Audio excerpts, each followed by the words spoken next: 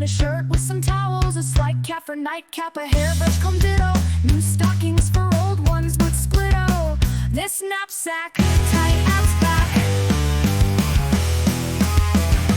He looked at her close and followed his nose to the north, and followed his nose to the north.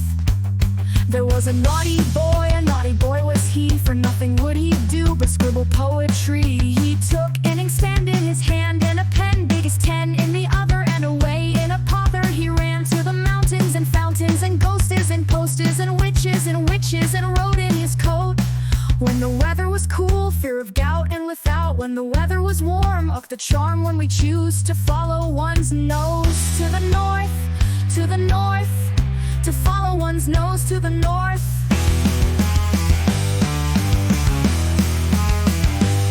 There was a naughty boy, and a naughty boy was he. He kept little fishes in washing tubs 3. In spite of the might of the maid, nor afraid of his granny good, he often would hurly-burly get up early and go by hook or crook to the brook and bring home Miller's thumb tittle back, not over fat minnow, small as the skull of a glove, not above the size of a nice little baby's little finger. So he made 'twas his trade to fish a pretty kettle, a kettle, a kettle, a fish a pretty kettle, a kettle.